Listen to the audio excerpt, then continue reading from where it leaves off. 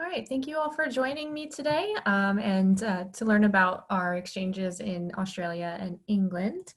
Moving on to the next slide. Just want to give you a little overview of what exchanges are.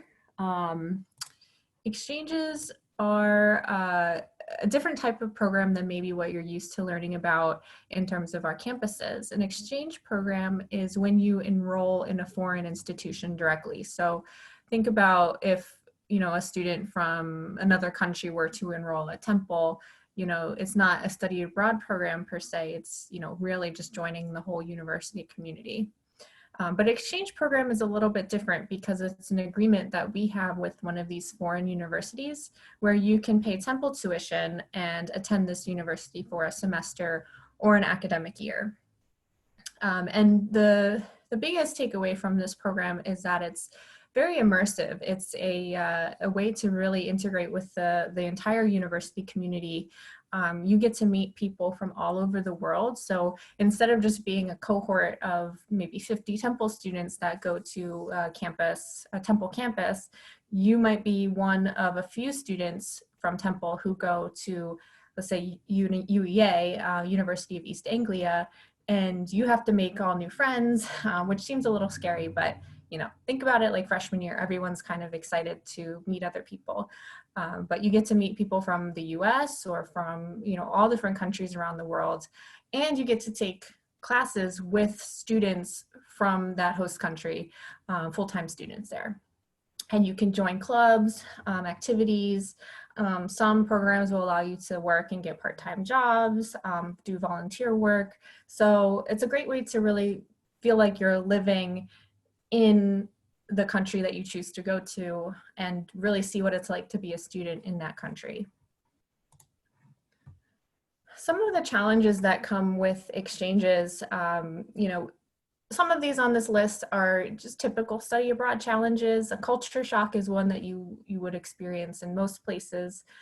Another one would be adjusting to a new life, new foods, a new commute, meeting new people and new customs, as well as balancing school, work with life abroad, loneliness and homesickness.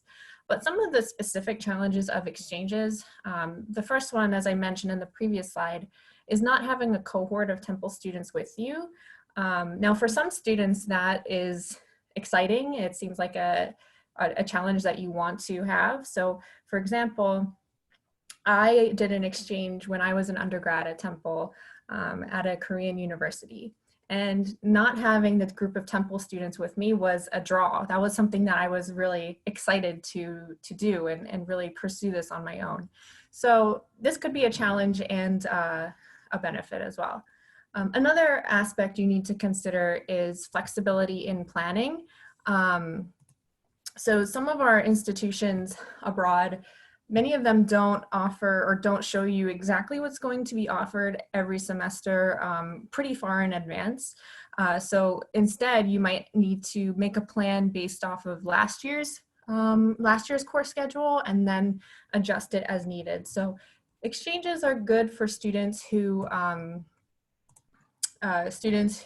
have a little bit more flexibility with their course schedules. So in the event that one of the classes that they plan to take is no longer being offered, or they weren't able to get into that course, they can choose another one that's on the list. So having some flexibility will help you out in planning your exchange. So where can you study abroad on these exchanges? So I'm going to talk about three programs today, one in Australia and two in the UK. So we're going to start in Australia with Griffith University. It is one of our newest exchange partners, and we just sent our first cohort of students there this past spring, which is interesting given everything that happened in the spring, but it seemed to be a very successful program, and our students really enjoyed attending there. But Griffith University is located in Queensland. It's on the Gold Coast, which is like a beach town, basically. What we were told when we first started this partnership with Griffith was that the Gold Coast was like Orlando and Miami. to combine. So, you have that beach line, but you have all the attractions of Orlando. So there's a SeaWorld there. There's lots of things to do. It's a pretty touristy location, I would say, but not like overwhelmingly tourist. And you can see people surfing. There's a surfer's paradise beach, I think. The beach is right there. And the city is pretty vibrant. So it's an exciting place to be. Griffith offers a lot of courses, in various majors. So you can take major courses, gen eds, electives, in all different kinds of departments. We're highlighting this program specifically for STEM, so science and technology, engineering, or mathematics, business, sport, tourism, and hospitality management is a big one for Griffith, given its location as a tourist spot. They have a really well-known tourism and hospitality program. And it's also great for CLA majors. But just because it's not, your major might not be one of these 4 options, doesn't mean it's not good for you either. I mean, there's a lot of different options of courses that you can take at Griffith. They do an orientation for their international students, where I think they go on a trip as well during their orientation to Bondi Beach, but I could be wrong, but I know they do a trip, and they do a really nice orientation program. There's opportunities for students to volunteer in Australia if you want to. And also Australia has a nice student visa working option. So if you did want to get a job, you can work up to 20 hours a week part-time. So if that was something you're interested in, not all countries allow this, but Australia does, which is great. And then they also have an international student buddy program. So when you're going to Griffith, you'll have a buddy who will help you during orientation, kind of be your contact person and help you adjust to life in Australia. So this is a buddy who is a degree-seeking student at Griffith who will help you get adjusted and kind of be your helper for the first couple weeks. And usually in these buddy programs, you get to meet great people and make your first couple local friends as well. So living in Australia, personally, I haven't lived in Australia, so unfortunately, I can't say firsthand exactly what it's like, but you can see from these photos that there's a lot of things to do. Culture-wise, Australia is a little bit, as far as I've read, a little bit more relaxed. So, there's a lot of really open-minded people there. And traveling is pretty easy to do throughout Australia. So, you'd be easily able to travel to Sydney, Melbourne, get some cheap flights out to the other coast. So traveling is pretty easy there. You could also, if you're interested in doing international travel, some students travel from Australia to Fiji, often as like a group trip, but not necessarily. I'm thinking Bali, Indonesia, Thailand is pretty popular. So, there's a lot of different options for you to travel from Australia if you're interested in that. And then things to do, I mean, you've got a whole country at your fingertips. The cool thing about the Gold Coast too is that there's a lot of natural environments around you. So if you just go inland a little bit from the coast, there's forests and I think it's like rainforests or like mountains. There's a lot of hiking, so there's a lot of natural environmental things that you can do, but then there's also the cities. So you get the nightlife, you get, the city life. You'll have most of the things at your fingertips that you need to buy. So you don't need to bring everything with you, for example. So maybe you don't need to bring shampoo because you'll have, all this stuff around you as well. So on that. Oh, okay, and then from the Gold Coast specifically, you can see it's like all these skyscrapers on the beach, which is really neat, which is something you don't really see very often in the US. So water activities are really popular. So if you're an active person, you like to do activities like surfing, diving, canoeing, maybe even, going to see the barrier reef, hiking, wine tasting, whale watching, skydiving you could do, but you know, it's not covered by our insurance, so I would recommend maybe not doing that if you're if you don't really want to do it, just because if you get hurt, you won't get covered by Temple's insurance, but it is something you could theoretically do. And so here's some other pictures of the Gold Coast. You can see.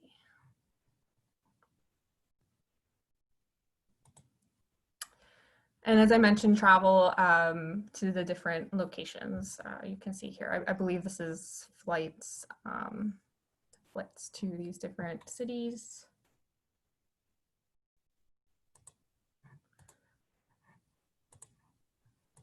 Okay, I don't think that video works, but I'm going to move on to the UK. Does anybody have any questions about Griffith before I move on?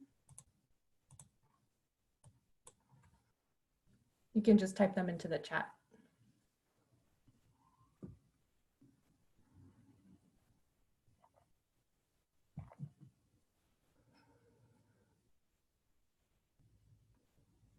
So the question is, tuition the same? Yes. So whatever you pay at Temple, you'll pay to do this program for whatever semester. So it'll be the same tuition as you pay for a semester at Temple. Typically, that's the only charge. You get charged tuition and the university services fee by Temple for any exchange program, but you don't get charged housing through Temple, and you don't get charged other fees through Temple. So if you wanted to do housing with Griffith, like an on-campus housing option, you would pay Griffith directly for that. They also have other options like off-campus housing, basically, or independent housing options, which you would pay directly to that provider or landlord or whoever you would be renting from, basically, for that housing charge. So housing, and then some universities, I don't think Griffith, but some universities do charge students other fees, like medical fees to use their medical center, which usually is like $20 or something, pretty cheap. And then also you might get charged if you want to do some excursions. Probably if they're arranging excursions, you might need to pay to join those excursions. So the question, does financial aid roll over then? Yes. I will get into this a little bit later in the presentation, but yes, any financial aid that you receive for the semester will automatically apply to your Temple bill, just as if you were on campus, on Temple's campus for that term. All right. So I'm going to move on to Lancaster University.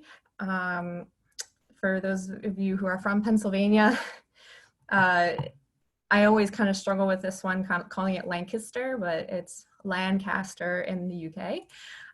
So the Lancaster University is located in Lancaster, England. It's kind of up north to the northwest of the UK or of England. And so it's a little bit more of a secluded place. It's not like in the middle of a city, but it is a more traditional campus. So it's kind of cool place.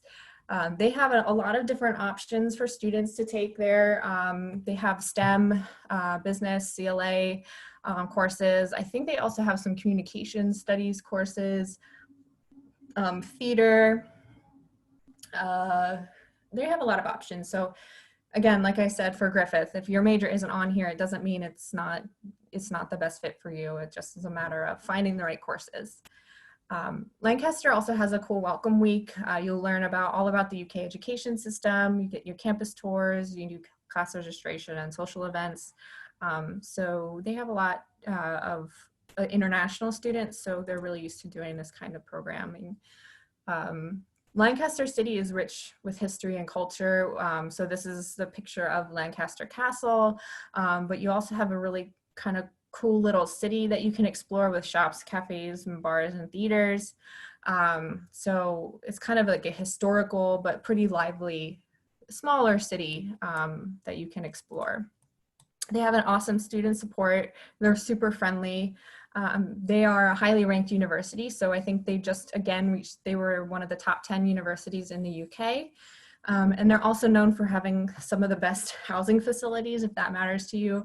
They have a lot of different options for housing, from shared facilities to single rooms and apartments or off-campus housing. So you can find pretty much whatever you're looking for in terms of an apartment or a place to live if you go to Lancaster.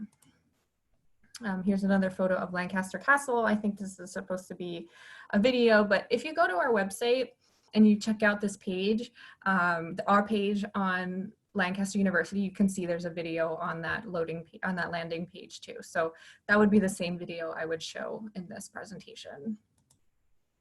Before I move on, I just want to let you know Lancaster is a not official exchange yet. We're very close to finishing our agreement, but just need to sign some paperwork. So we expect that we'll be able to start sending students to Lancaster for fall 2021.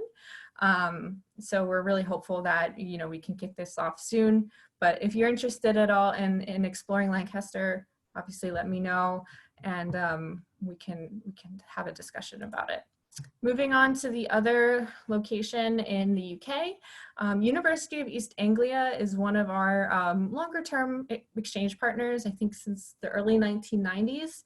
And they've been an awesome partner to work with, and they're also in a really cool little town. They're on the eastern coast, the southeastern coast of the UK. So it's a little town called Norwich. The university is located on a former golf course, so it is a little bit more of a traditional university campus feel, but it's very, very close to the city. So there's a lot of, there's a great public transit that takes you to and from the city. You can take major courses there, gen eds and electives. I find this program to be best for CLA students, particularly psychology, writing or English, creative writing. Their creative writing program is probably the best in the UK. Who else have I sent there? Environmental studies or environmental science is great. TFMA, so film and media arts, they have a great film program there. And communications is pretty good as well. They have an awesome orientation, great student support. Students can join clubs and activities, at any of these exchange programs, but UEA has always kind of been proud of their their exchange student integration into these clubs. So there's clubs for students who are older students over 30. There's clubs for students who are, there's reading clubs, there's music clubs, there's pasta clubs, there's all different kinds of things. So there's a way for you to get involved and meet all different kinds of people. And I believe they also do these kind of similar to Temple Fest, if you've experienced a normal Temple Fest, I should say, where you kind of go around and meet different clubs and you can sign up for the ones you're interested in. They also have really awesome sports facilities. So if you are an athlete or you're really interested in certain sports, they have all different kinds of athletics clubs, but you can also kind of participate in these sports from any level. So if you're just not an athlete, you don't even work out, but you're interested in kind of learning or joining a club, they have clubs for you, but they also have elite clubs too. So if you were more of an elite athlete, I should say. So all different kinds of levels that you can join, which is awesome. Norwich is a smaller town close to the coast, plenty of cultural sites and unique shops and pubs, kind of similar to Lancaster, what I was saying about Lancaster, a very unique feeling, kind of small English town feel. I was able to visit Norwich, but only for a day, and I absolutely loved it. So I highly recommend visiting. It's a really cool place. I did kind of touch on the great student support, cultural activities, sports facilities.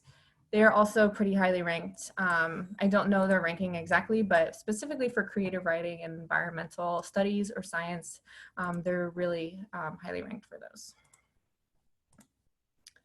And this is a picture of one of the canals, I guess, in Norwich. And then here is some other pictures. So a city of stories, that picture is from Norwich. Norwich is I think it's a UNESCO heritage city for literature, or there are some like areas or some, you know, cultural assets in Norwich, but particularly for literature. So I guess that's why they are a city of stories. The picture on the bottom right is in London, and then the picture on the top right is in Norwich. So culture-wise, I think the UK has, I would say, a pretty similar culture to the US. So there is maybe not as much adjustment as maybe like if you were to go to Japan. However, there are probably some subtle differences that you wouldn't even expect until you go there. Just the way that people talk, or, you know, the ways that they say stuff, their type of humor. So culture-wise, I would just recommend, no matter what program you end up doing, just reading a little bit about it, or going on YouTube and seeing what other students or other people have to say about culture shock in Australia or the UK, particularly things that they didn't expect, just so that you can get a sense of what you're going into before you do it. Traveling is awesome, either in Norwich or Lancaster. Lancaster, I think, is about an hour or two away from Manchester Airport, and then Norwich has its own little airport. So the Norwich Airport is about a 30-minute flight away from Amsterdam, and then both of these cities are a little bit of a distance to London, but our students who go on these programs, particularly UEA, they often travel a lot around the UK, and traveling around the UK is pretty easy with Megabus or other buses that are relatively cheap, or you could do the rail, which would be more expensive, and then flights out to Europe would be a little bit more expensive, but also traveling around Europe is not as expensive as you maybe think it is. So a lot of students do like to travel a lot. And then for things to do, I mean, travel is one of the big ones for our students, but there's tea shops, lots of pubs, really unique and cool pubs to explore, restaurants, and depending on where you go, just lots of, you know, natural places to explore, cities. So here's some other destinations. I think these two might be in London, the two at the top. Some other photos of the UK, looks like mostly London here. All right, so those are our programs. And again, if you check out our website, you can find some more information about them, and also find links to each university's website where they can give you a lot more information about what their university is like, what are things to do, what's the weather like, things like that. So now into the more logistical side of an exchange program. In order to be eligible for an exchange, you need to be a currently matriculated full-time student. And you must have completed at least 2 semesters of college by the time you go abroad. So the earliest we suggest that you go abroad for an exchange would be the first semester of your sophomore year. And depending on, you know, what your major looks like, you could go at that point or any time until you graduate. So it's mostly common for students to go on an exchange at some point during their junior year. But we've had a lot of sophomores go, and they have successful experiences as well. So sophomores, juniors, seniors are fine. You should have a cumulative GPA of at least a 2.75. You can ignore these other 2 ones at the bottom. Our exchange programs don't offer summer options, and they also don't have this internship requirement either. So just follow this 2.75 cumulative GPA, and that includes any credits that you've received prior to joining Temple. So if you're a transfer student, we do look at your entire academic history from your previous transfer institution all the way to your Temple transcript. You should be in good academic and disciplinary standing, and you will just need to kind of work out your course planning with your academic advisor. Some of the courses have prerequisites, but typically for exchanges, as long as you've taken a class that's similar in name to the prerequisite that they offer at the university that you'd be going to, it's fine. So an example of that would be let's say you need to take, you're an economics major and you need to take an intermediate macroeconomics class. In order to take that intermediate macroeconomics class, you need to have taken macro and micro. So those classes are pretty commonly offered at a lot of different institutions. So as long as the university you're going to can see that you've taken that class before or a similarly named class, you should be fine with prereqs. For the application requirements, you can apply online. So if you go to studyabroad.temple.edu and then you find the program you're interested in under the Explore Programs tab, there will be an Apply Now button on the right-hand side of that page, which you can use to access the application for that specific program. We do ask you to submit a faculty reference within the application, but it is not a recommendation. So just somebody that if we need to do a little bit more review on your application, that we can reach out to them and say, you know, can you give us some information about how the student did in your class? But the reference is just a name and an email. So as long as, you know, you can supply that, you should be fine.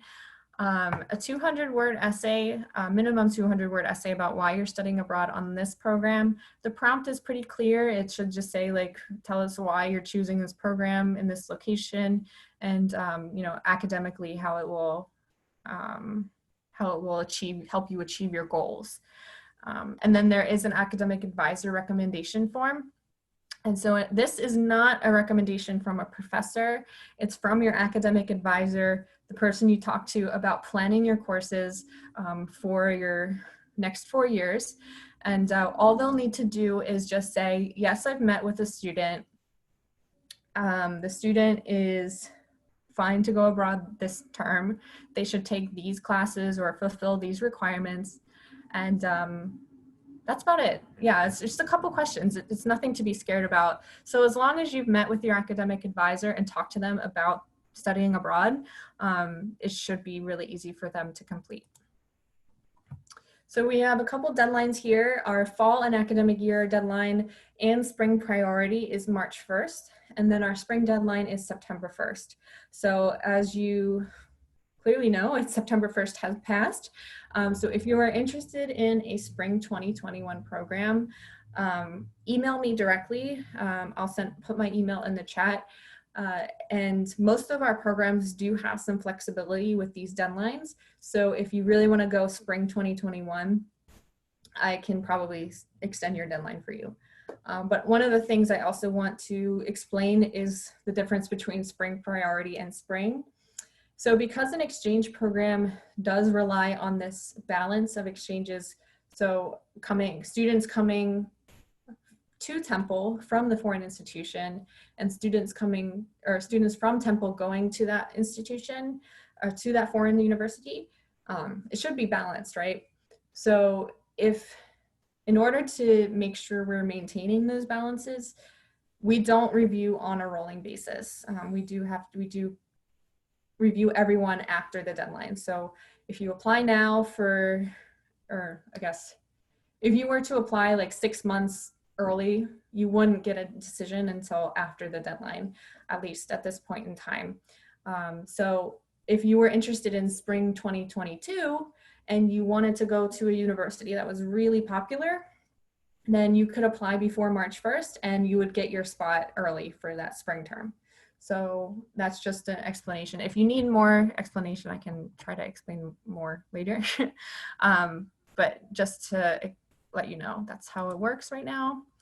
And then for finances, are exchanges affordable? I mean, it really can be. It depends on your situation. But yes, in general, they are more affordable than you think. You are billed by Temple for tuition. So you pay Temple tuition. And as I mentioned, housing is paid directly to the host university, but is oftentimes cheaper than Temple housing or Temple on-campus housing. So for example, I'm trying to think of an example. UEA's per semester cost, you know, depending on which dorm you choose, can be anywhere from like 1,500 to 1,000 to 1,500 pounds, up to like 3,000 pounds or 3,500 pounds. But I guess that depends on which dorm you choose. or you could choose independent housing, which could be cheaper. Another example of this is our university partner in Hong Kong. Their semester rate for housing is $1,200 flat. So that's what I mean by often cheaper than Temple housing.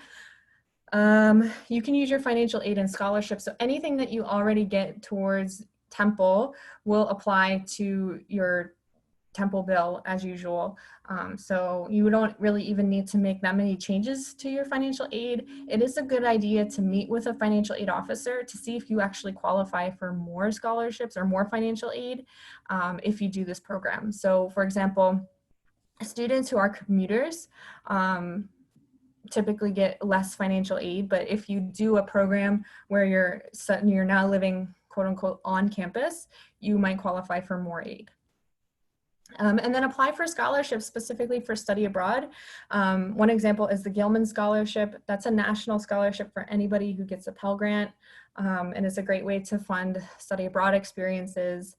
And then we also have our Temple Exchange Scholarship. So if you just apply for the program, you'll see in the application that there's a link to an exchanges scholarship, and we give out up to $4,000 per semester for students, to do one of our exchange programs.